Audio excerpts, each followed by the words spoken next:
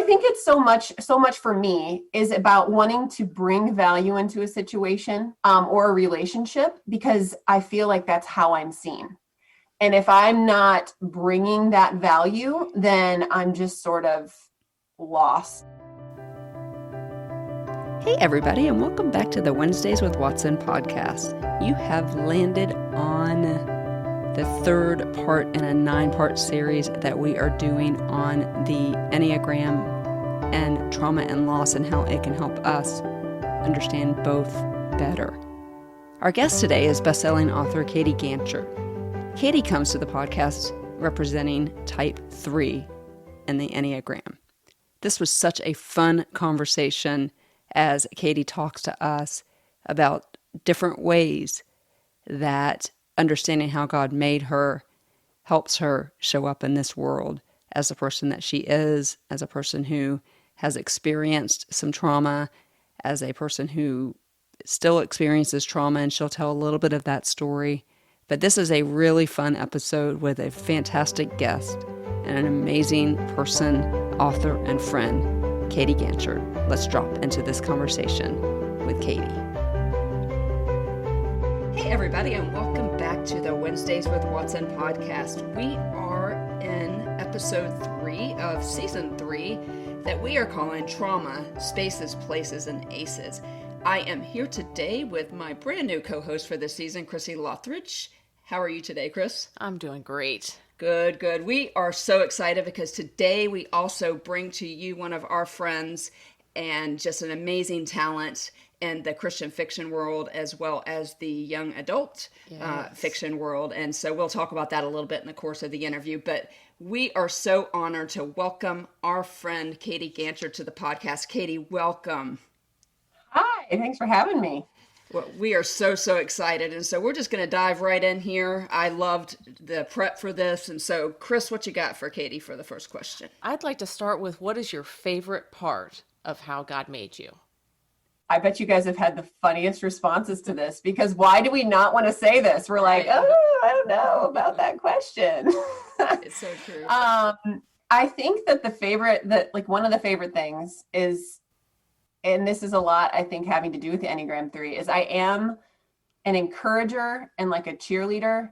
I love seeing people chase after their goals. I especially love seeing underdogs chase after their goals. And so I will cheer that on all day. And kind of in conjunction with that, and this is the thing, I do love that God created this about me, but I also am sort of like, it comes with its foibles, but I'm a very passionate person.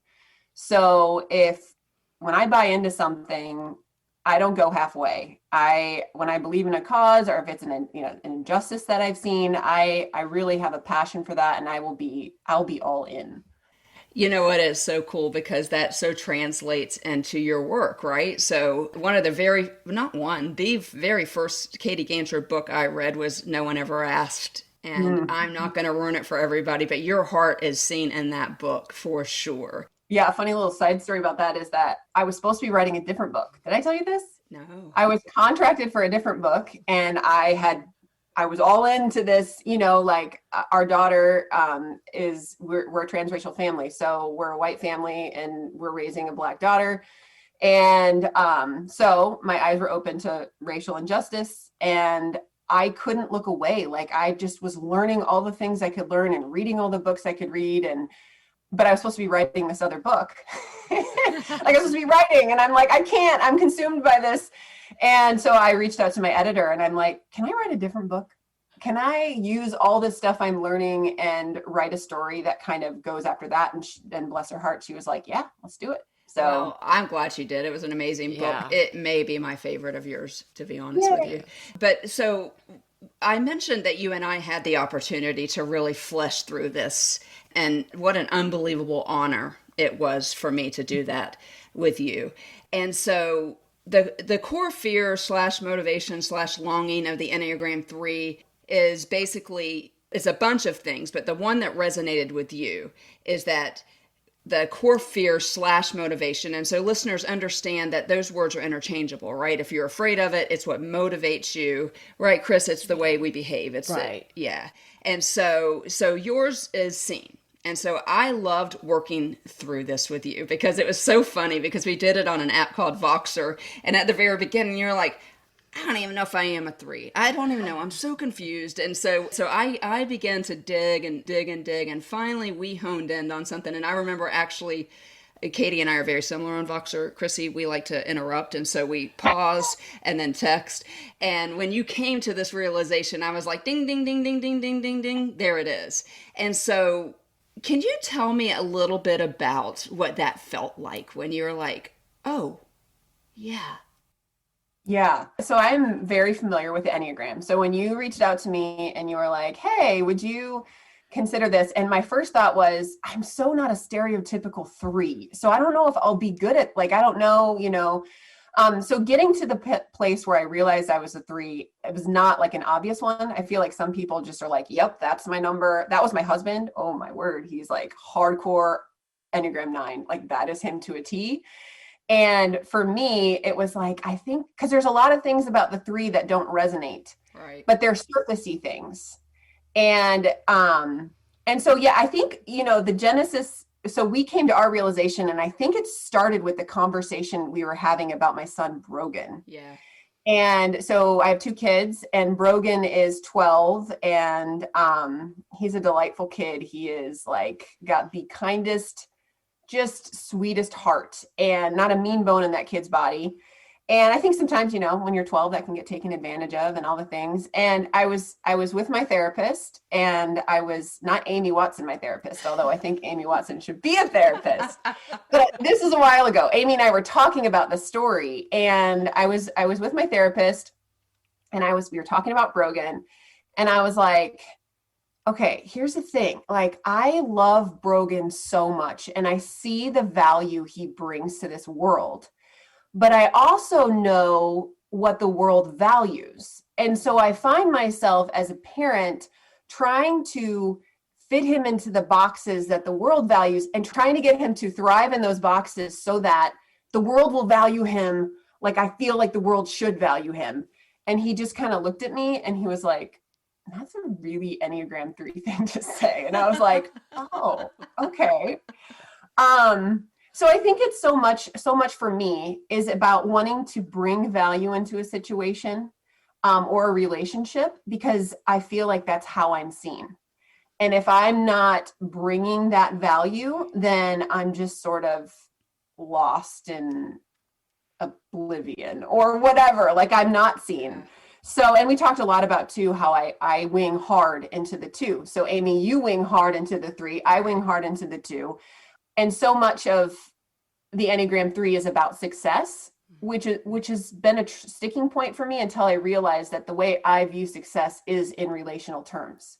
The value is being seen. And then I think because that's so important to me, I go out of my way to make sure others feel seen, and which is not a bad thing. It's not, but it can be a little, it can get a little unhealthy. Yeah. I feel like with you, a lot of that I could see in you, the wanting to be valued, rather than saying, even in a relationship, I'm valuable because God made me. Yeah. Period. Yeah. Not because I brought the most to the table, I did the most or anything, but you're just valuable because you exist and for who God made you. And so I feel that resonates a lot with what you do and what we have to say often. Well, it's a hard thing to believe. Like, for everyone. You know it in your head. Like, I can say that all day, but there's that translation to like really believe that. Right. And here's the tricky part, because Crissy, you tell me that all the time, because I am a performer. I want to be wanted and loved as the 2, but like you mentioned, wing hard into the 3. So clearly I want to be seen too. Here's the tricky part. And here's where our enemy gets in, because when you do enjoy success, as Katie has, and as I have, right? Mm-hmm. When our skill set and Brogan's skill set, when that skill set is in a denomination that the world rewards, like, I love your work, or I love this or I love that. I've been very successful as an entrepreneur. And so when the world and when my bank account and all the things are telling me that's you, That's your Amy value. Watson. Yeah. Or for trauma survivors out there with trauma, there's this big Amy Watson story. And Crissy, you've been really good over the years, although I agree with Katie. It's very hard for me to wake up and go, I'm valuable just because I'm seen. Right. But there was a time when your story took over rather than you having value. It was your story had value, and we had to really kind of separate you from the trauma being who you are, instead of it is something that is a part of what God has done in your life, but it is not who you are. Yeah. And God had to say to me, and Katie, I wonder if this resonates with you. God had to say to me, Amy, if I never use any of that again, or if I don't use it, are you okay with that? And I'm like, probably not. And so when you experience success like you have, Katie, as an award-winning author, and you do something differently from authors, I'm just going to plug this here because people know how much I love to read. You are not only talented and successful, but in different genres. Like you can write a book like No One Ever Asked, and then a young adult series on Oh my gosh, like they're that. so amazing. I love your young adult stuff. It love is. writing it. Yeah, but it's so different, and yeah, so just such a wide range of talent. Right. So my point there is, I think that when we're successful, it's hard to know. I wake up, I am known, seen, and loved because God decided to wake up my heart, right? Yeah. It's crazy because, so I can say all those things, and people can say those things to me, but it's like, it's such work to let it actually sink in so that it transforms your life. It's exhausting. Instead of just letting it be this, like, it's there, it's in my head, I get it. Anyway, yeah, it's absolutely exhausting to wake up and say, I tell people all the time, especially as a trauma survivor, and we'll get there in a minute for you. I wake up like I'm in the basement. Like if you guys wake up on the ground level, I wake up in the basement. It's like, okay, I have to do all of these things that proves that I am valuable, like little things like eating and drinking and all the things. And so it is hard work. I'm so glad that you mentioned that for the Enneagram 3s out there, because you're not going to wake up and go, I'm a 3. Everybody sees me. Cool. I'm valuable for being me. Yeah. This is the work of the Enneagram 3. And so in doing that, Katie, I think that we're going to lean into this next question, Crissy, which was actually one of yours. Do you think that the awareness of what motivates you, or the core fear, will help you when you find yourself starting to lean into that achieve, go, go, go, the strive for excellence in order to feel seen? I think that awareness is like the first step, because if you're not aware of an unhealthy pattern, then you're never going to address the unhealthy pattern. So I think it's a huge, powerful, necessary first step to say, okay, I've got this unhealthy pattern going on and I need to be aware of it. So that awareness, I think, is the first step. And also, I think it's super empowering to understand why I'm feeling a certain way. We talked about, Amy, the awards. Okay. So like, please give that example. I think it's so good. Yeah. So like awards, you would think on the surface, if you know much about the Enneagram 3, you would think that would be like the Enneagram 3's bread and butter. Like you would thrive off of these awards, but I've never thrived off of awards. I've never, except for like maybe the first time I was nominated for Christy, then it's all the giddy, excited feels. But after that, it was just it was a feeling of relief. It was like, okay, cool.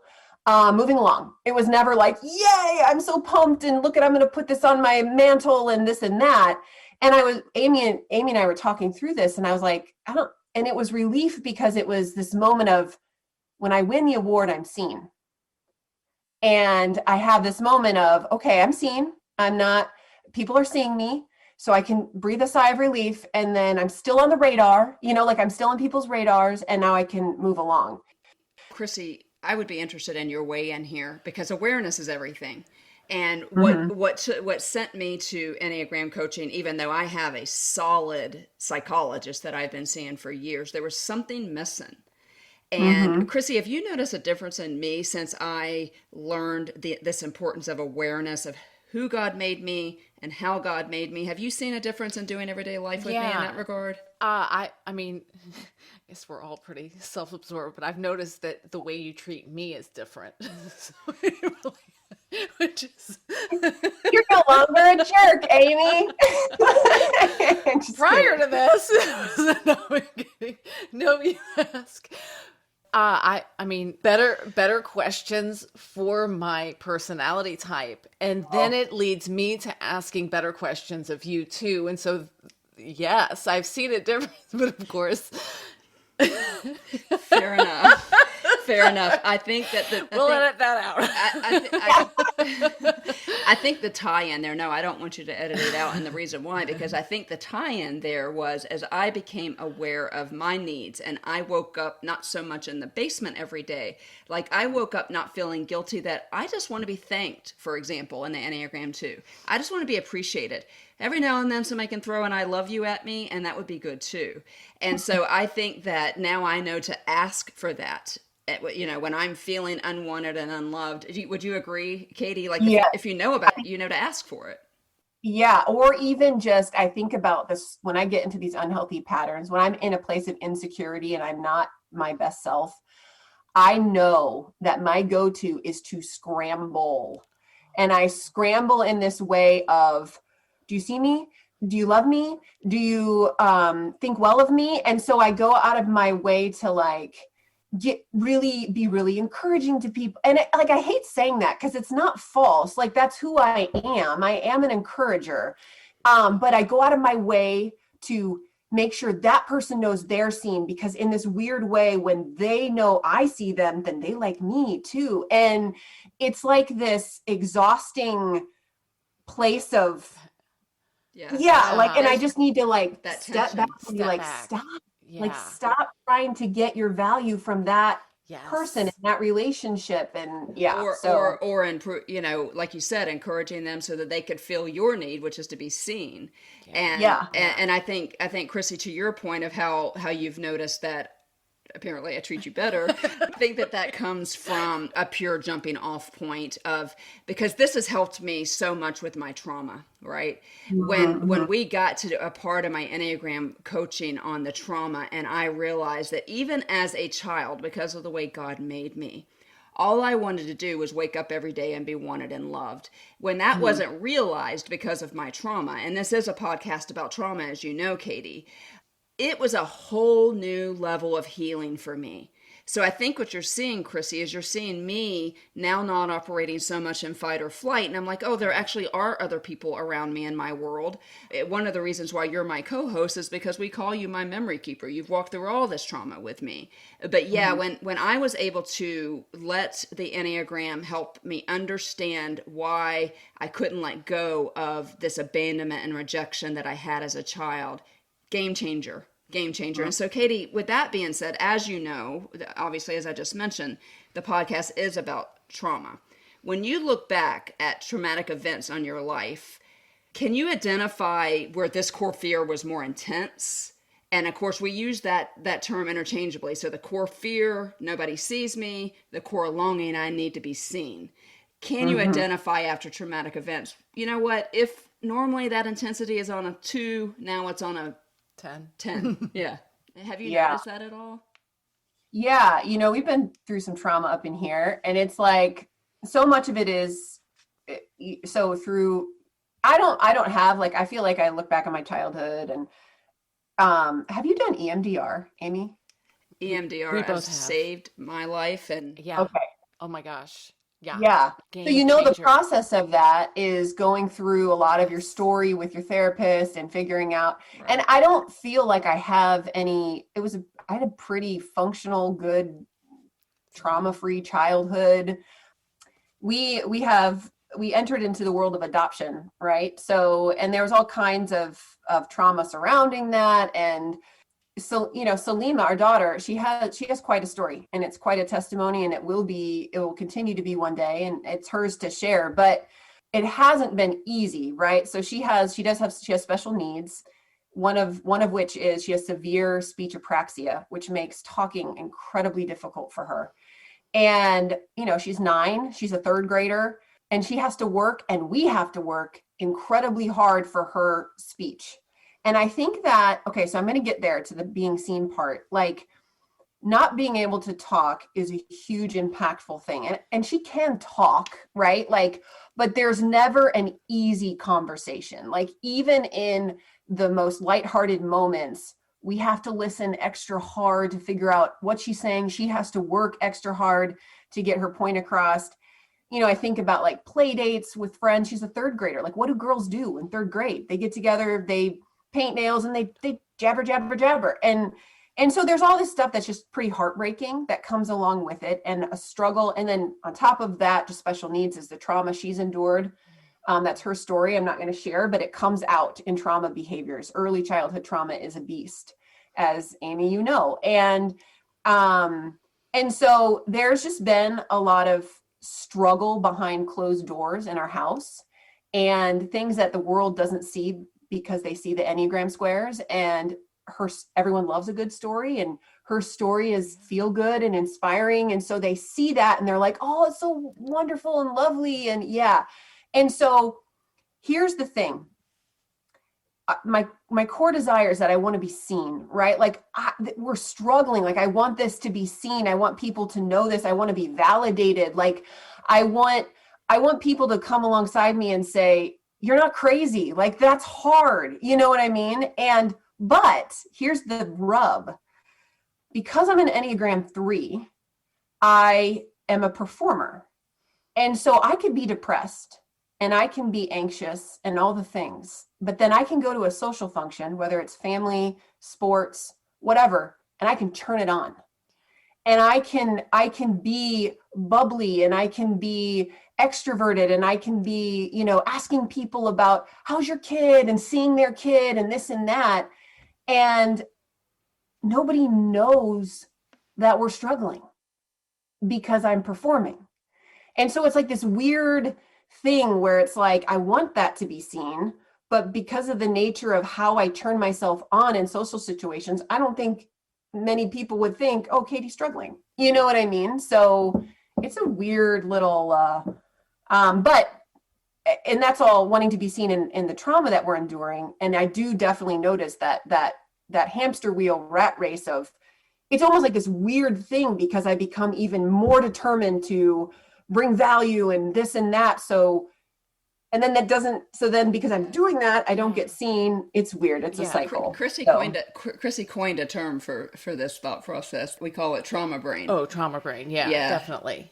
In the early days when Amy just first moved in and we were struggling so much, there was no room to openly share. It's not my story.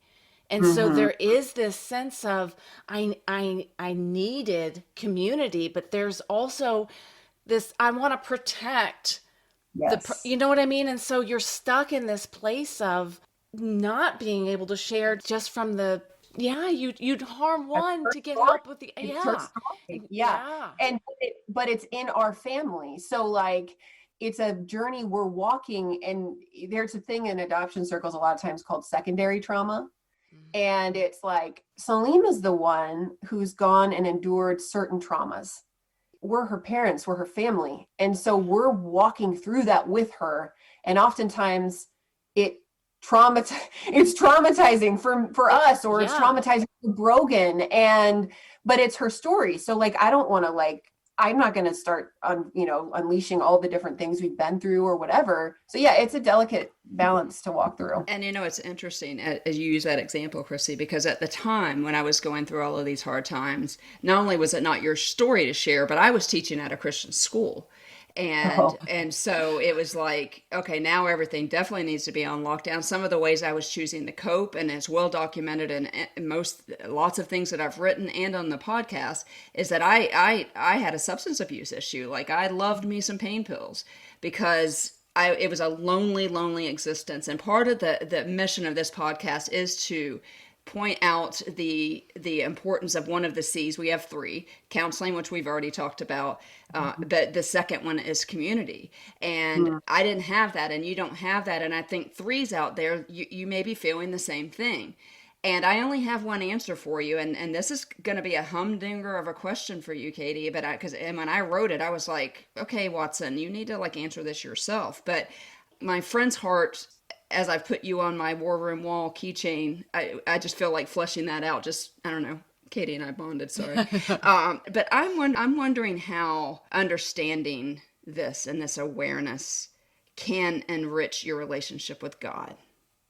Well, I think the only way to get off of that hamster wheel cycle of like, I'm needing to be seen right now and I'm needing these things. And so I'm working extra hard to see others so they'll see me. And it's just this whole like warp cycle is to stop and realize that God sees me. God sees every struggle behind closed doors. God knows every single snippet of Salima's story and therefore our story. And I think a huge piece of that for Enneagram 3s, because, okay, so we've talked a lot. Another thing that's not always resonated with the Enneagram 3 is this whole idea of go, go, go. Like the Enneagram 3 is the mom who's taking her kids everywhere. I'm like, no, I'm a homebody. But my mind is always go, go, go. Yeah. You know? And so getting my mind to stop. And I think there's a ton of power in what I'm realizing, because I've been going on an interesting faith journey too, that I've been sharing some on Instagram and stuff, but is meditation over, have you guys heard of like centering prayer? Yep. Where you focus on like one word, like, or one verse, like be still and know that I am God. And just sitting and giving myself enough space to just stop and realize I got to take myself off the hamster wheel right now, because I'm in this place of insecurity and I'm going to all these other places to try to meet it. And really the only place that can, and the only person that can really fulfill that is God. And so I've got to sit and I've got to just sit in his presence and really get that distance between my head and my heart, where it's like, I can say, yeah, he sees me, he knows, but I need to sit and let that sink in. Yeah. So it can start to transform. So I'm not so frantic and doing all these things. So, and I'll tell you, one of the things that I found effective is, when I first started counseling, I just went in there and I was just doing that because basically everybody wanted me to. But as I have gotten more and more healthy, this idea, again, we're going back to awareness, right? So the awareness of I want to be seen. And so you talk about this centering prayer. And so for those of you out there listening who are threes, one of the things is so cool, because you can also use the way God made you to calm you down, to get you off of that hamster wheel that Katie is talking about. So for example, be still and know that I am God. If you just take in a deep breath, and I'm not going to do it because I'm on a podcast, but take a deep breath and then breathe in a little bit more. And so you really picture the air at the very top of your lungs. And then you breathe out like you're blowing out candles. And in that, and Katie's example, when you're breathing out, you're be still and know that I am God. And what that does is that engages a part of your nervous system that is the vagus nerve. And it literally acts like a natural Xanax or a natural, it calms you down. And so I really love that you have that grounding prayer. And I'm going to get back to how God does see us in just a minute. But Crissy, one of the questions that we're asking everyone is that these next two that came from you. And I think it's really important for other threes out there. And so talk to us about your next question, my friend. I've been wondering how the past 20 plus months have been for you as a 3. Did you go to your stress path? And is there anything that you would say to other 3s that has been helpful for you? Yeah. So my stress path is a 9. And it's the unhealthy version of the 9, right? Like, it's not like 9s are unhealthy. And so I exhibit myself as a 9, and it's like the unhealthy part of the 9. So, when I'm passionate about stuff, when I bought into things, I get stuff done. I can get stuff done. But through the last 20 months, I have found myself going into total sloth mode, like no motivation. Especially with writing, just like it feels like trudging through the mud. Like I don't, it's just like I just want to shut down and not do anything. But that's really hard though, because then there's this whole layer of shame where you're like, you're not doing anything, like you're not, and so then but then you get into more on health, and it's just like another whole cycle that happens. But a huge piece that impacted our life is it is really great for me to just be Selena's mom, not her teacher. And, I, as a 3, I make game plans. I make a plan. I'm going to tackle it. I'm going to tackle the heck out of this thing. Like, I'm going to do a great job with this. And, so I was going to be the best teacher to her in this time of, she wasn't at school. Like I had to take that over. And so I was going to be the best teacher to her in this time of upheaval as possible. But it wasn't good, because I realized how many holes and deficits she had. I realized this is why she's got the supports at school that she has. And, but it was this like crazy, there was this meme going around, and hear me, I was a teacher for 4 years. So I really have the utmost respect and and admiration for teachers and the work they do. However, in my 4 years of teaching, which wasn't that much, I know that I am not a superhero. And I know that kids are going to come into my classroom. There's going to be kids who are way ahead, and there's going to be kids way behind. And I'm going to do my best to help them, but they're going to leave my classroom same way, ultimately, right? You can't get every kid to come up to this level they need to be. Right. So I saw this meme going around in the thick of COVID and shutdowns and everything. And it was like, don't worry about your children's academic stuff.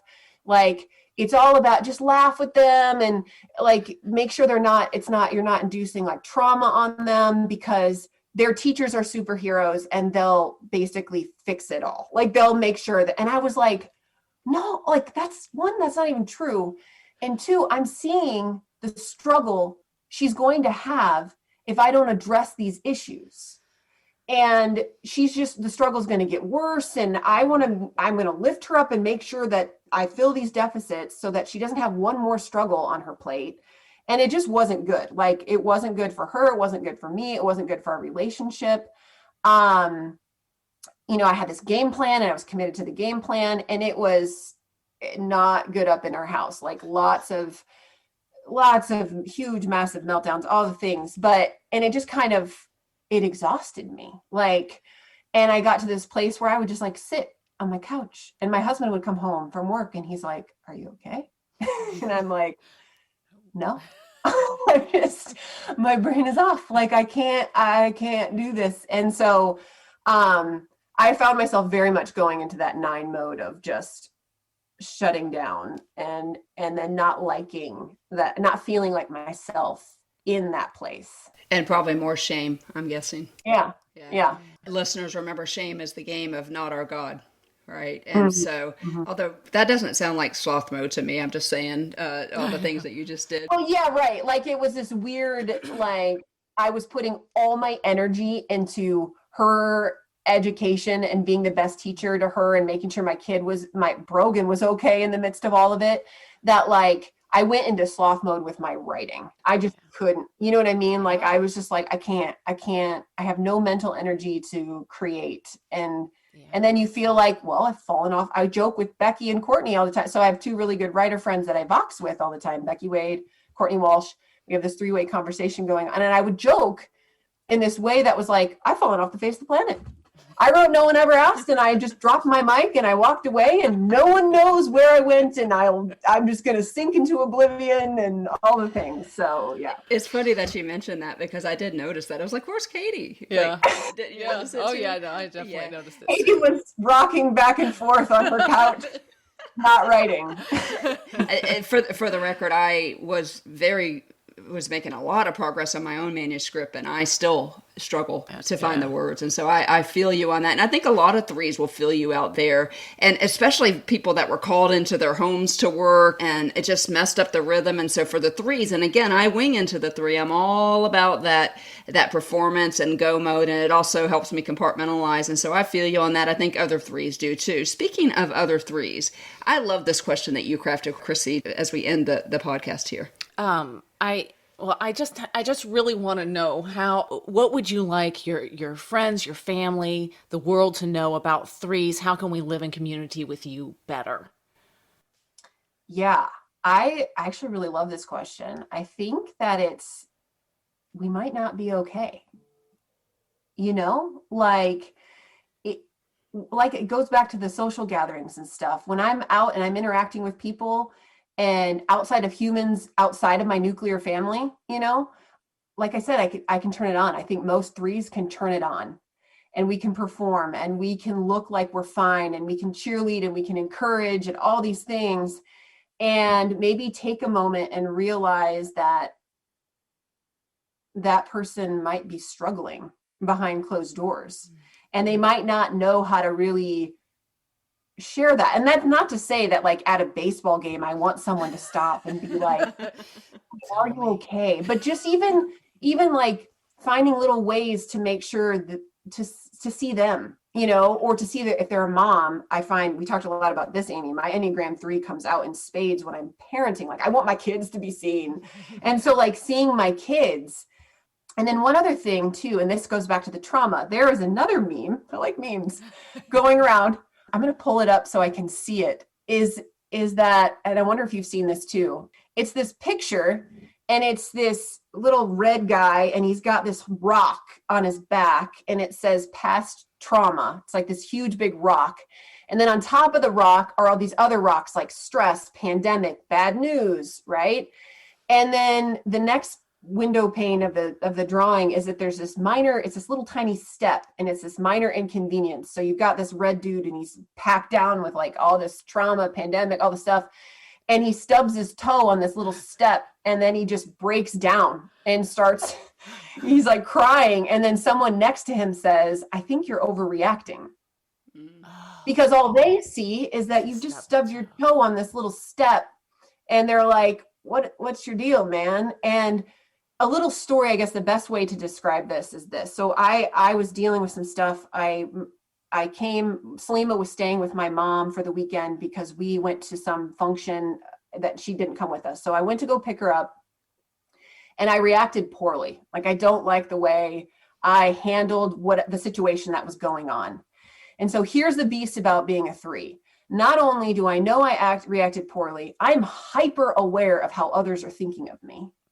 And so now all of a sudden, on top of that, I'm like, oh, great. They think I'm a psycho. Like they think I hate how they're thinking of me right now. And so that's like more stress on top of it. So I think the thing that I would like the world to know about 3s is, 1, they might not be okay, even if they look like they're great. And 2, grace. Like, if they react poorly, if there's a situation where like you said, Crissy, we're kind of these self-absorbed creatures. And so if someone comes at us and reacts in a way, our inclination is to be defensive and to be like, what's their deal? Like, and maybe just setting that aside and be like, it's not about me. They're struggling. They've got other things that they're carrying that I can't see. And that's maybe why. And so just grace to be like, that's okay that you reacted poorly. Like, that's okay. That's not you. And so an example of that is my mom. We went out to dinner a couple days later, and she just let me unload. And she's my mom, so she's going to love me, right? Like, well, I should say, I'm blessed to say my mom is going to love me. And just like giving me that space to be like, that's okay that you reacted that way. Yeah. And that's who God made you, right? Yeah. He made you to respond that way. And I love that message for other 3s out there listening. Crissy, she just mentioned something before I go off into the Watson diatribe about grace. And on another podcast, just the way you worded this calmed my soul. And I wonder if it would Katie's as well as other 3s that are listening. Yeah, I feel like, in this world and in this moment, and especially, let us have grace for one another, grace upon grace upon grace. We all need it. It doesn't matter if you're a 1, 2, 3, 4, 5, 6, 7, 8, 9. We all need it, but especially the threes. I love that you are able to identify that. Well, Katie, thank you, but I have a message for you, as I do for all the threes. And so as I was in the shower this morning, I'm like, gosh, what's my message to the threes going to be? And the Lord just brought this back to my mind. There is a painting in the Metropolitan Museum in New York City, and it is a picture of, if I can get through this, it's a picture of Hagar in the wilderness and the angel above her. And I have taken numerous pictures of it, even though you're not supposed to do that. But that comes from a story in the Old Testament where Hagar, the mom of Ishmael, and we're not going to do the deep divine dive there, but that wasn't necessarily a great thing. She was sent out into the wilderness. And God sent an angel to her that said these words.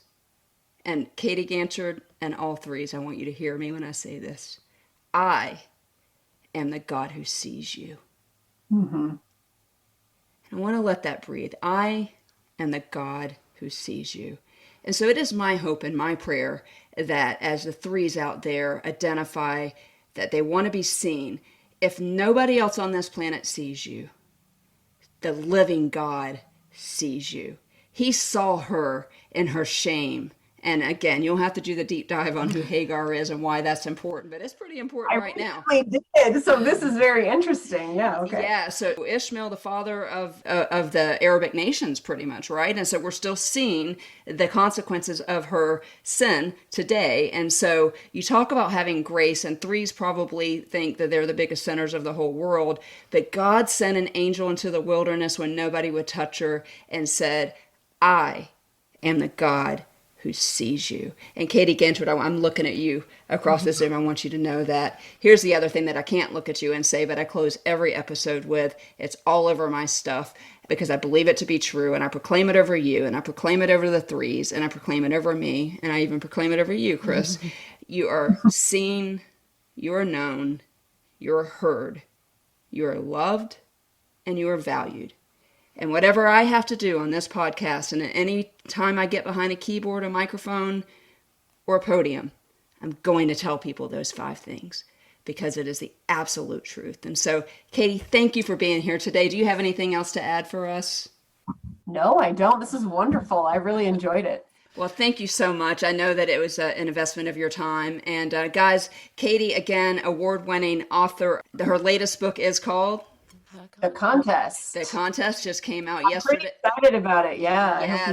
So it just came out yesterday, which was September the 14th, and that'll be later than you guys are listening to this. My favorite book by Katie is that one that I mentioned. We'll put all of those in the show notes. But thank you again, Katie. Thank you, listeners. We will be back in 2 weeks. Thank you. And you guys all of you, remember that you are seen, known, loved, heard, and valued. Be aware today. Thank you so much.